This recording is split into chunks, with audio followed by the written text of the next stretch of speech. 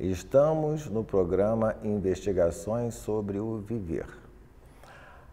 O tema de hoje vai ser o início de uma série de palestras sobre o pastoreio do boi ou o pastoreio zen ou a doma do touro. O apacentar do touro é uma antiga história simbólica da tradição zen budista que ilustra a caminhada do homem rumo à iluminação, embora não haja caminho ou destino algum.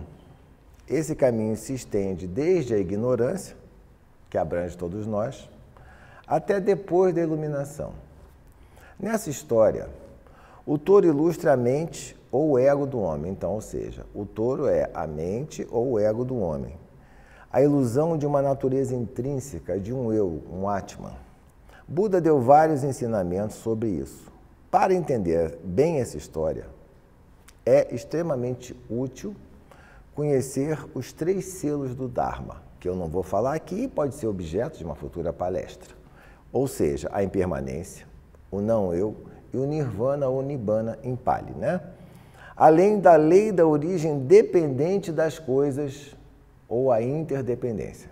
Então, esses são alguns temas para palestras próximas, digamos. Quando somos dominados pelo touro, seguimos pelo mundo inconscientemente e instintivamente, trazendo sofrimento para nós mesmos e para todos os seres. Quando domamos o touro, seguimos conscientes, inspiramos sabedoria, presença e todas as qualidades de uma mente iluminada. E nos tornamos refúgio para nós mesmos e para todos os seres sencientes.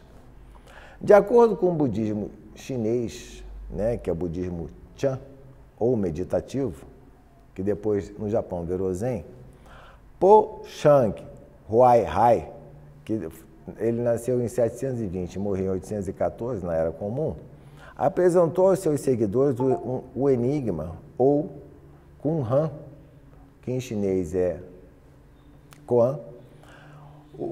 Esse seria o dilema, o enigma seria o quê? O dilema de você procurar o boi, ou a natureza de Buda, que já está dentro de nós. Esta imagem japonesa mostra a solução no olhar voltado para cima do domador do boi.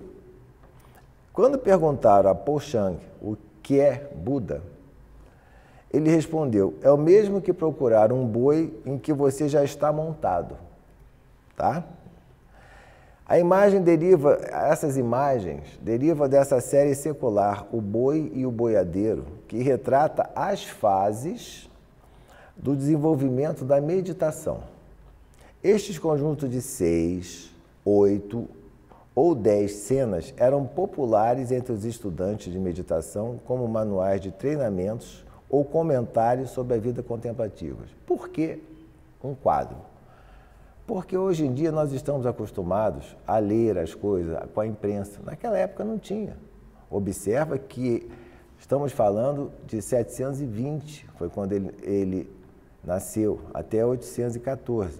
Ou seja, nós estamos falando de um período que não se tinha, apesar dos caracteres móveis ter sido inventados na China, e também o Sutra Diamante ter sido, ou Sutra Coração, terem sido os primeiros livros impressos, ou seja, os primeiros livros impressos no mundo eram livros budistas. Não tinha nessa época. Então, dava-se uma figura, ou na Índia dava um sutra, que sutra é fio, o fio com uma Cada conta dessa aqui, por hipótese, podia ser um sutra que a pessoa teria que memorizar e depois pensar nele. Então, o pastoreio zen ou a doma do touro envolvem quadros que deveriam, com um pequeno poema, como vai ser visto depois, que deveriam ser objetos de reflexão. Tá? Todas as imagens da coleção encontram-se dentro do traço do pincel amplo e livre que delineia um círculo. Vocês vão ver isso. O círculo simboliza talvez a própria mente. e cada imagem um tipo diferente de experiência. A progressão alegórica mostra as transformações que ocorrem. Quando descoberto e domado, o boi ou o touro, ele permite uma importante mudança de atenção.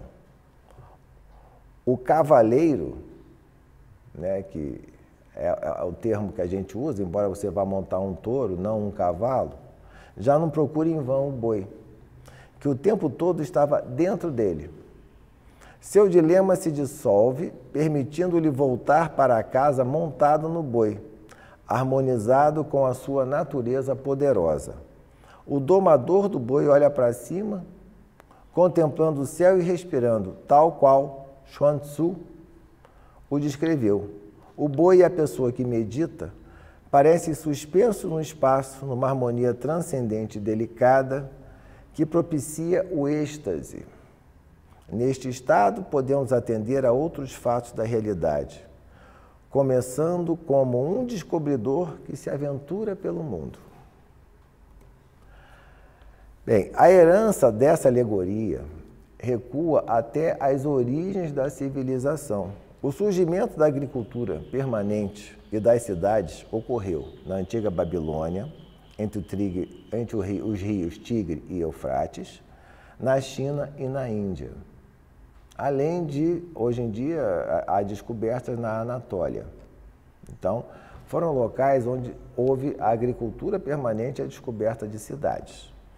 Seu desenvolvimento acelerou-se muito em partes graças a uma força dinâmica atrelada ao serviço à sobrevivência humana, resultante da doma do boi para o transporte e mais tarde para a aração.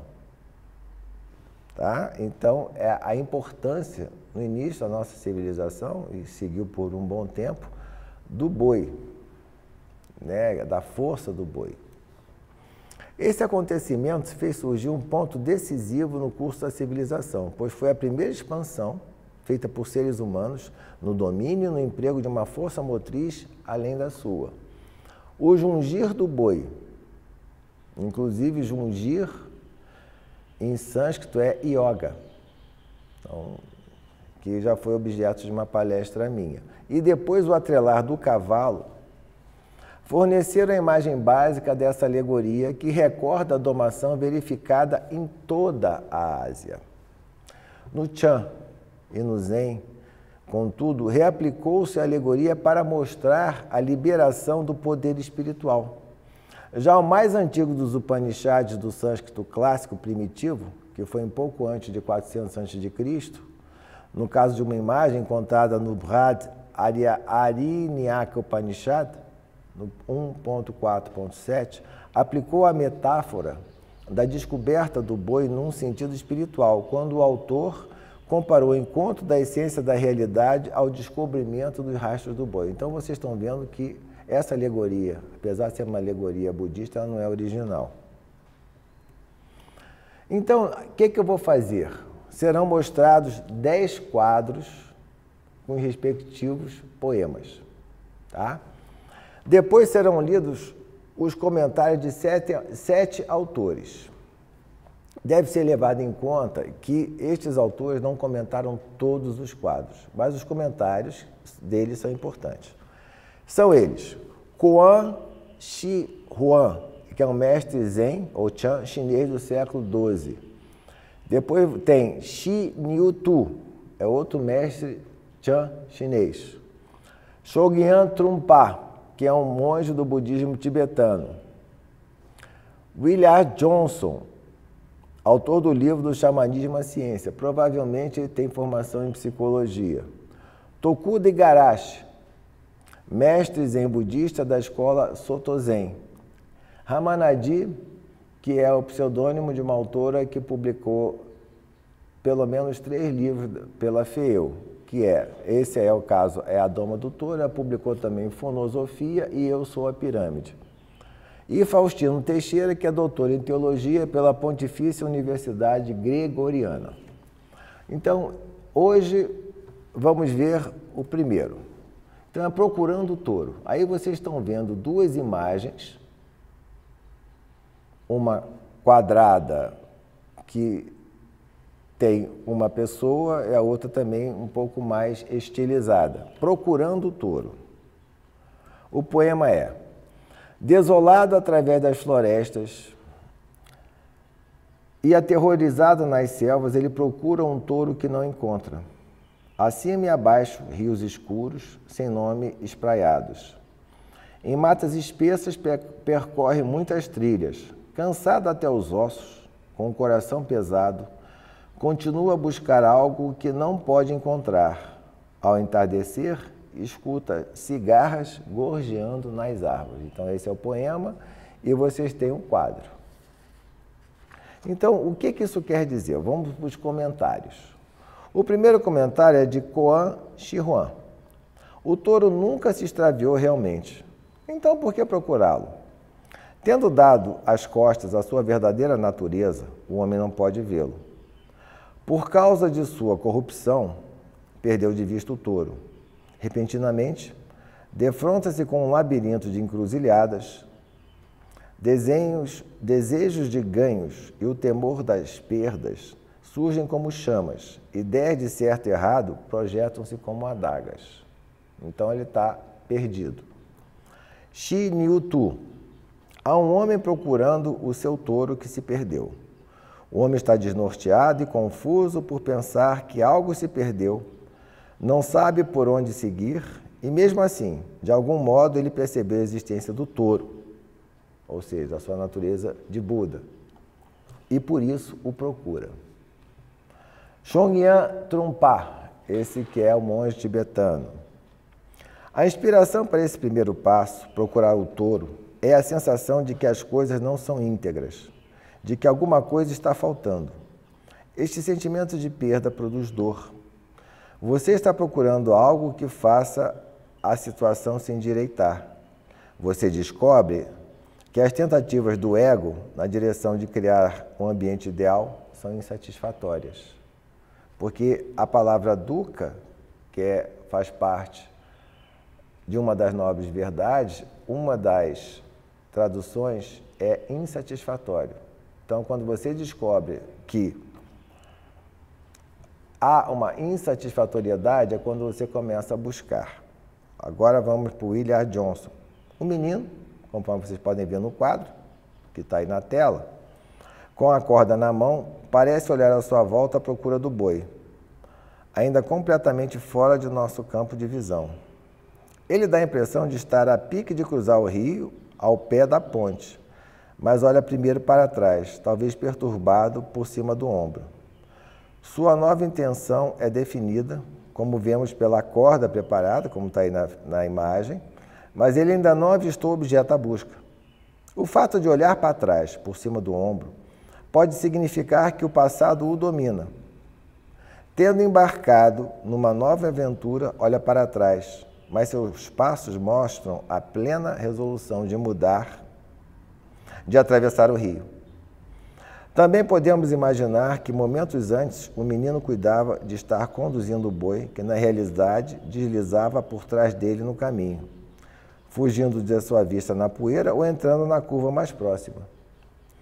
O menino procura por toda parte, distanciando-se cada vez mais de casa, talvez mais perdido e confuso, imaginando o que fazer para recuperar o boi e regressar a casa. Como devemos encarar essa imagem simbólica? A interpretação exige que sejamos fiéis à imagem original, mas nos permite ajudá-la a revelar sentidos que talvez não ocorressem a intérpretes tradicionais ou que eles talvez conhecessem muito bem. Para elucidar meu interesse pela maturidade meditativa, essa imagem representa uma busca imatura e a procura de alguma coisa de que necessitamos, ou, o que é pior, de alguma coisa a qual estamos ligados, mas que perdemos momentaneamente. Todos experimentamos a angústia de uma situação como essa. Mesmo podendo parecer ansioso, o menino também tem uma firmeza de intenção que modificará a situação ou a mente que a cria. Toda a natureza está pronta para a apreciação do menino, mas neste ponto é negligenciada. Seja por necessidade ou pelo desejo de mudar, o menino olha ao seu redor, pronto para encetar uma aventura especial. Aceita a responsabilidade não só pelo que aconteceu, o boi se perdeu, mas também pelo que irá ocorrer no futuro. Isso é, que é depois do boi ser encontrado e para isso a corda já está na mão. O que aconteceu é claro, afastando-se de si mesmo, o menino apartou-se ou alienou-se do boi. Isso é um mau estado. O simbolismo dos principais atores dessa alegoria encerra a chave da sua interpretação. O menino representa a capacidade de escolher e agir, mas além disso, de observar e compreender. Talvez até seja ele a personalidade nascente, ainda imatura, à procura do lugar que lhe pertence na organização mental. O boi, por seu turno, representa o eu, ou os eus de que a pessoa está separada ou alienada. Estes significados ocorrem no termo sânscrito karma, já que, à semelhança do boi, o karma começa selvagem e indômito, especialmente em seu modelo adaptativo infantil. E pode fugir da nossa nascente consciência espiritual. Nesse sentido, o boi fujão retrata a forma de comportamento fora de controle, habituais ou estereotipadas, que dominam o menino e dele escapam ou da sua autopercepção. A transformação da meditação começa quando compreendemos que há no viver algo mais do que aquilo para o que a nossa experiência inicial nos condiciona. Nossos psicólogos contemporâneos descreveram as formas mais extremas, como a neurose e o narcisismo excessivo, ambas constituindo formas infantis adotadas da vida adulta. Nesse sentido, o menino precisa olhar por cima do ombro para identificar o fardo que o oprime e então poder livrar-se dele ou domar o boi. Por fim, o menino e o boi representam as duas mentes com possibilidade de serem equilibradas. A animal, que pode ser domada e fornece a força física e valor de sobrevivência no mundo, e a espiritual, que fornece outras fontes de experiências da realidade e felicidade. Aqui, o menino observa e assume a responsabilidade da busca, cujo tema conhecemos pela corda. O grego clássico chamava esse debate de agon. Portanto, o domador do boi é o agonista. E agonia é o termo para designar o processo, muito embora hoje o compreendamos num sentido muito mais estreito, isolando talvez em demasia a aspereza da luta iminente ou o sofrimento que ela aflige. O menino ou agonista pode ser comparado ao herói que se aventura no desconhecido, como, por exemplo, Gilgamesh, Buda, Confúcio. Sabendo que o bom êxito requer que se chegue a um acordo com a natureza do boi. O karma nunca descansa, mas luta com todos os meios escusos para sobreviver, o que, por sua vez, condena a consciência espiritual contra a qual ele trabalha. Isso é importante, o karma nunca descansa. Como estático, quer dizer, do êxtase natural, nosso próprio Sócrates, o menino tenta ouvir a voz interior, o daimon, ou espírito dentro dele. Para chegar a essa espiritualidade, cumpre-lhe primeiro encontrar o boi e domá-lo. Na figura seguinte, que nós vamos ver depois, ele o vê, embora indiretamente. As coisas não são tão fáceis quanto se poderia esperar. Agora vamos para o comentário de Tokuda e Garashi. Vocês estão percebendo que são enfoques diferentes que podem dar a nós diversas formas de se abordar a mesma coisa, o que pode servir mais para um, não necessariamente para outro. O importante é ter todos esses enfoques e nós podemos ou escolher ou ver a sabedoria em todos eles. Mestre Tokuda, ele fala, esse boi é o nosso espírito e o rapaz que o procura, o boi é eu mesmo, a cata de eu mesmo. Na realidade, este boi nunca se extraviou. Nós nunca o havíamos perdido. No momento que começamos a procurar o boi, o diabo aparece. Entretanto, nós nunca havíamos nos perdido. E como diz Mestre Dogen, nos colocamos em marcha a cata de algo no exterior de nós mesmos, nos colocarmos em marcha a cata de algo exterior a nós mesmos, nos faz distanciar de nós mesmos. Um exemplo. Eu estou aqui. Se fico em zazen, estou comigo mesmo. Mas se eu começo a procurar, vou procurar fora de mim mesmo. Esta viagem em direção ao externo, esse longo caminho para em seguida voltar a si mesmo, isto é o diabo. Num dojo, quando vocês estão sentados, estão próximos do mestre. E é por isso que procurar no exterior nos afasta de nós mesmos. O fato de procurar tem por consequência instalar uma distância em relação a si mesmo. De onde provém esta pergunta? Já que desde a origem não perdemos nada, por que procurar? Este porquê é um grande problema. Quando entramos no mosteiro, existem muitas coisas a serem estudadas. Certas pessoas obedecem regras sem jamais duvidar, enquanto outras colocam perguntas. Por que fazer tal coisa? Por que fazer dessa forma? Prefiro fazer de outra forma. Por quê? Por quê? Por quê?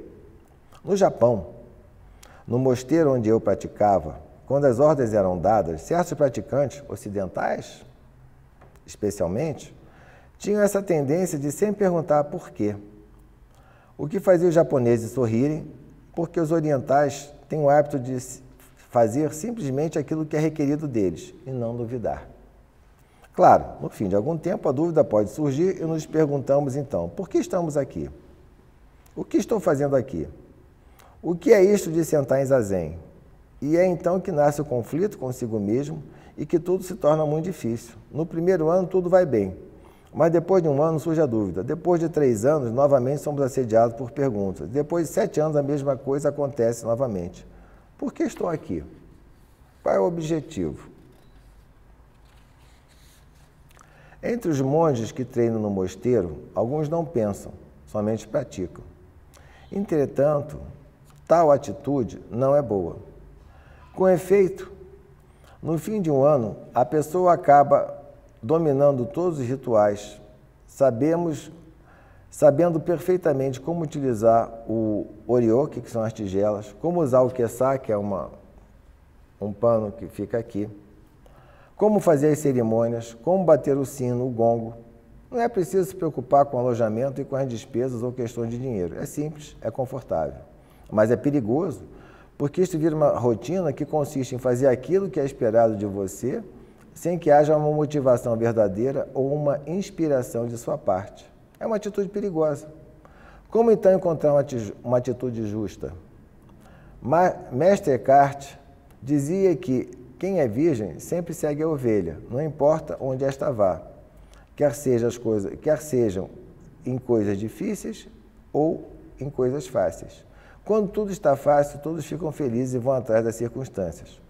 Mas quando subitamente tudo fica difícil, então não é tão fácil. É como no Zen. Quando a prática fica difícil, nos encontramos diante de uma porta estreita que temos que ultrapassar.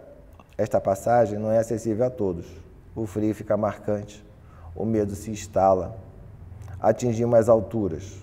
Alturas querendo dizer estar profundamente instalado no coração de sua própria solidão, onde não podemos contar com nada exceto nós mesmos. Entretanto, este momento é muito importante.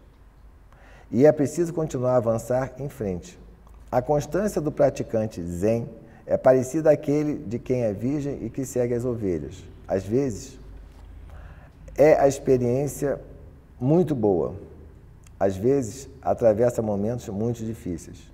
Esse rapaz do primeiro desenho ainda não encontrou o boi e está completamente perdido, não sabendo quem ele é, e ele ignora que aquilo que ele busca, não sabe sequer para onde se dirigir e ele está completamente perdido. Então, ou seja, ele está ignorando o que busca, não sabe para onde vai, estando completamente perdido. Estar perdido não é um problema que possamos arrumar de forma intelectual. É uma sensação que invade o corpo e o espírito. Neste momento, é muito difícil encontrar uma pessoa que possa nos auxiliar a despertar o Bodhishin, aquele Buda dentro de você. Mas, apesar de tudo, é preciso continuar a buscar infatigavelmente. Não importa em que condições. Mais uma vez, de onde vem essa vontade de busca? As teorias budistas dizem que é a natureza de Buda que desperta. Desde a origem você jamais esteve perdido, mas, quando busca, a natureza de Buda desperta e quer lhe ver. A natureza de Buda deseja que você seja realizado neste mundo, com este corpo e esta mente. Agora vamos para o comentário da Ramanadi. A procura é realmente inútil, pois o homem persegue o touro, ou seja, a mente búdica, e jamais dele se extraviou. É uma busca de algo que nunca irá encontrar, pois é ele próprio quem volta as costas à sua verdadeira natureza.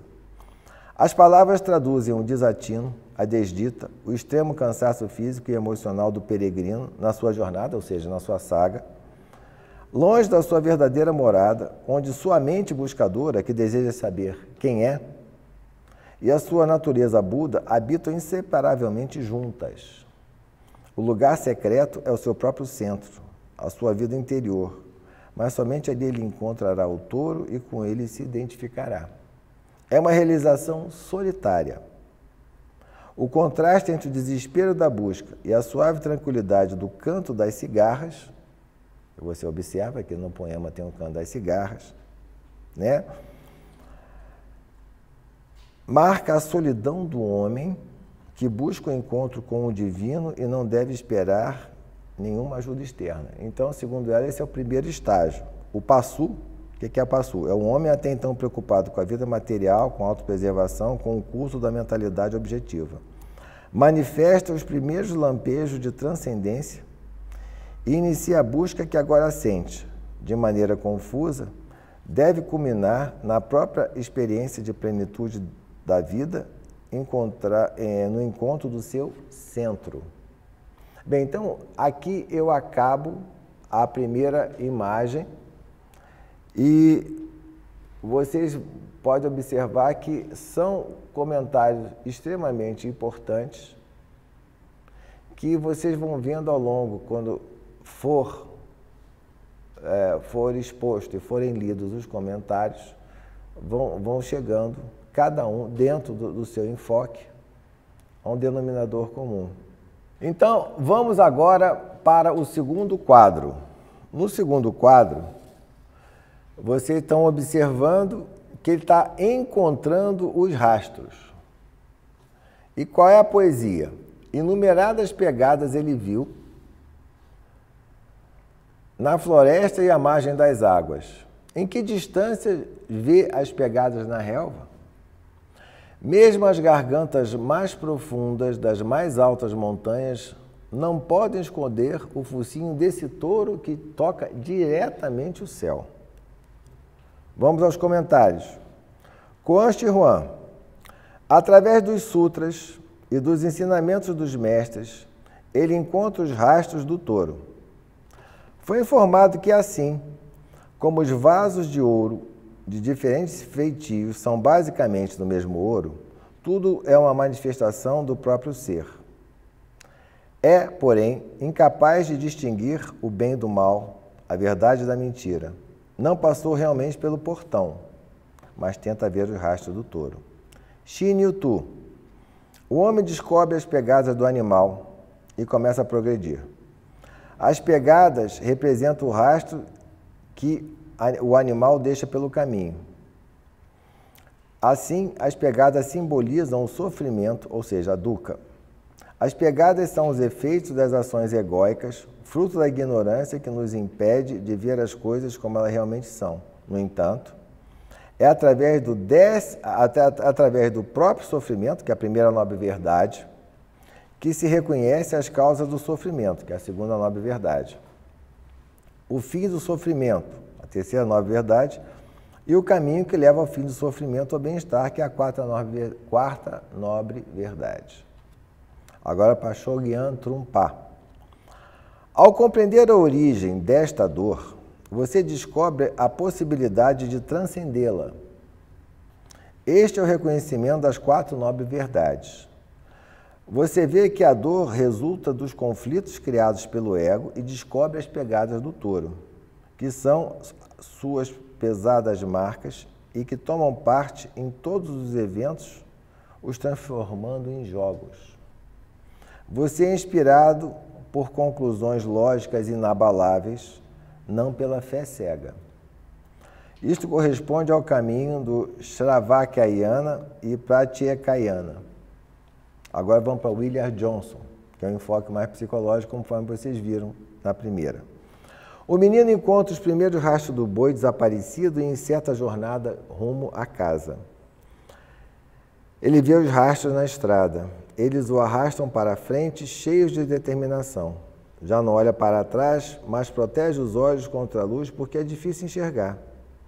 Nova direção lhe guia os esforços, conduzindo-o para uma meta distante, porém importantíssima.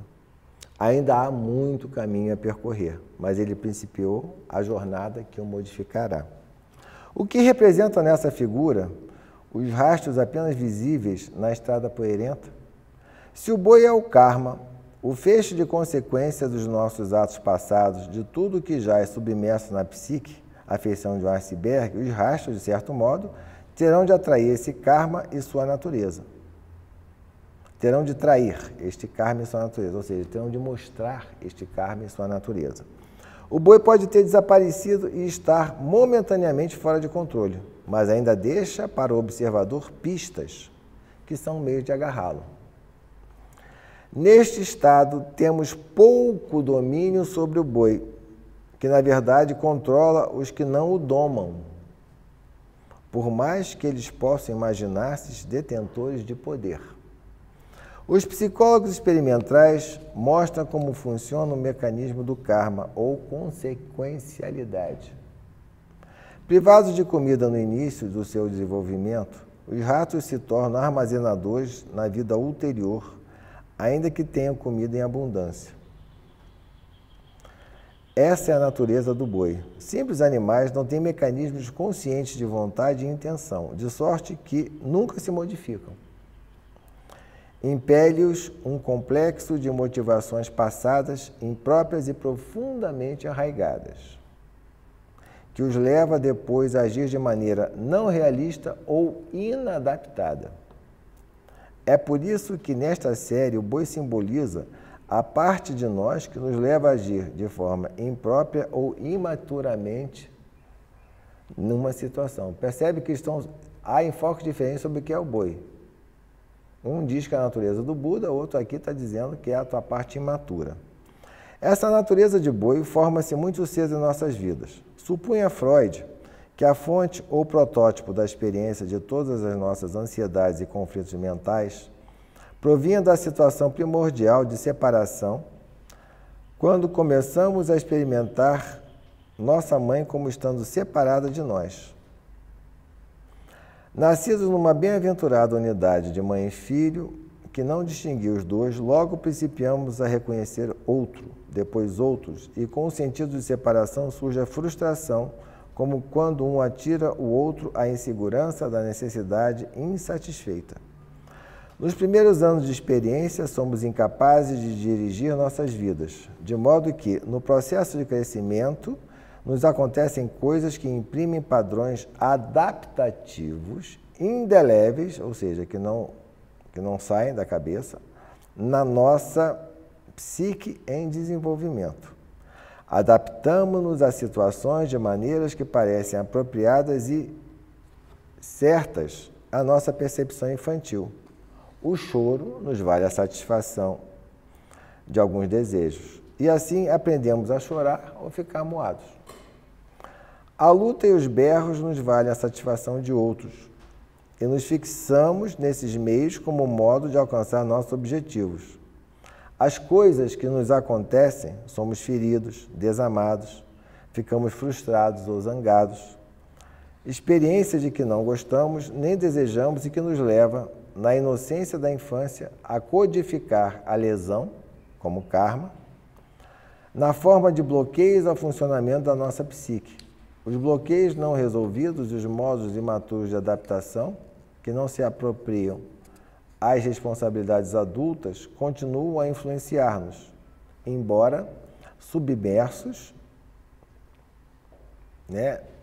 Está lá abaixo do limiar de nossa consciência adulta, como as massas de gelo sob a ponta, a parte consciente, de nossa percepção icebergiana. Tudo isso é o boi. O boi e o menino são imagens adequadas ao processo de autotransformação meditativa. O boi são os nossos eus animalescos descontrolados que não agem como seres humanos amadurecidos, mas como animais. Os animais procuram os seus objetivos sem pensar. Animais grandes e possantes serão inúteis aos donos se não forem treinados ou sujeitos à disciplina para que se lhes aproveite a força. De certo modo, nossas fantasias infantis, instintivas ou primitivas são características animais. E, para corrigir essa natureza, precisamos passar, em algum momento de nossa vida, por um processo que nos faculte amadurecer e alcançar a humanidade potencial plenamente consciente. Os psicólogos e terapeutas sabem que o problema surge quando tentamos entrar em contato com esses complexos primordiais, imensos no fundo de nossa psique, a fim de esclarecê-los. Esquecemos ou reprimimos o que é penoso e nos seria demasiado embaraçoso compreender. A cada ponto, que as razões de nossos atos não derivam de motivações conscientes que lhes atribuindo, que a gente vai atribuindo a esses atos, mas dessas fantasias infantis muito arraigadas, dos conflitos não resolvidos e das ansiedades infantis. Nesse sentido, enquanto eles não se resolvem, todo mundo é neurótico, se bem que isso seja mais evidente em algumas pessoas. Identificamos casos extremos por força de suas formas manifestamente inapropriadas de comportamento, mas não percebemos que, da mesma maneira, grande parte do nosso comportamento também se baseia em padrões adaptativos infantis e, antiquados. Tempo houve em que tais padrões funcionaram, mas, no contexto da ação e da motivação adulta, eles são, como o boi, inadequados ou descontrolados quando vistos de uma perspectiva adulta e amadurecida. A figura, como vocês estão vendo na tela, nos mostra o menino dando o primeiro passo para identificar esse conteúdo submerso da psique. Como é que ele vai fazer isso? Não é por meio de uma abordagem frontal direta, porque a psique construiu defesas cuidadosas, como a autossugestão, para escondê-lo. A melhor maneira consiste em identificá-la pelos rastros que estão ali. Assim como seguimos o boi fujão pelas pegadas, podemos também identificar as ansiedades e os complexos submersos por meio da compreensão dos seus efeitos em nosso comportamento consciente. Tento observar-me quando sou animalesco, o que costuma acontecer quando estou numa situação de estresse ou de pressão.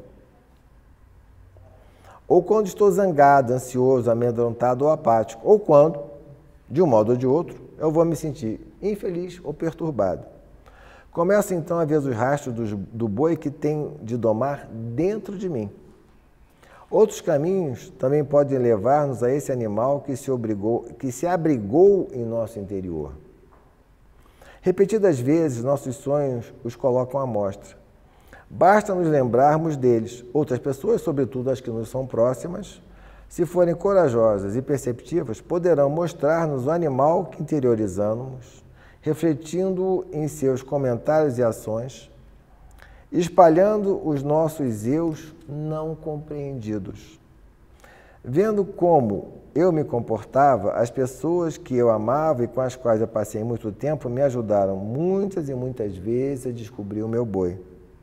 Sua assistência, a par com os fatos da vida, o simples passar dos anos e outras experiências em que eu me via tal qual o mundo, como um espelho, me mostrava a mim mesmo, tudo isso promoveu o meu crescimento. Os indivíduos propensos a descobrir rastros se observam, sobretudo em padrões de comportamento estereotipados e ansiosos, que indicam fontes arcaicas de motivação e escolhas de ação profundamente arraigadas que precisam ser dissolvidas. Em sonhos vemos o boi em 1000 possíveis transformações passadas, presentes e futuras. O menino não deseja continuar à mercê dessas fontes arcaicas, prototípicas e inadequadas, pois a semelhança da necessidade que tem o rato de fazer aquelas provisões, de aprovisionar, elas derivam de uma consciência infantil, imatura. Albert Camus reconheceu seu boi e disse: faço regras para corrigir meu comportamento. Referia-se à atividade de escritor, mas a observação se aplica à aquisição de qualquer habilidade ou à feitura de qualquer criação, até de uma mente amadurecida. Nesse ponto, a única maneira de que o menino dispõe para mudar é viver por algum tempo com um conjunto de regras orientadoras, a primeira das quais preceitua: observa-te a ti mesmo. Isso não o deixará exposto à acusação de narcisismo, pois, como notou Confúcio, significa um implacável exame de si mesmo, dia após dia. Observamos o comportamento para sermos capazes de avaliá-lo e tentarmos eliminar-lhes as impropriedades. O menino segue as marcas, a caça de pistas que levam ao boi rebelde escondido dentro dele. Tokuda Igarashi agora. O que o mestre Tokuda acha disso?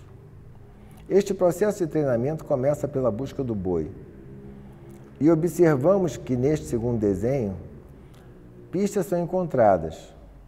Neste estado, começamos talvez a consultar livros sobre o Zen ou sobre o budismo, ou então a nos encontrar com mestres, e esse contato irá alterar radicalmente nossa vida, com a condição deste encontro com um livro ou com o mestre ser de intensidade suficiente, quer dizer, tem que ser uma coisa intensa. Este encontro com o mestre é muito importante porque, graças a ele, você se encontra com você mesmo. Então, podemos dizer que o si mesmo encontra o si mesmo.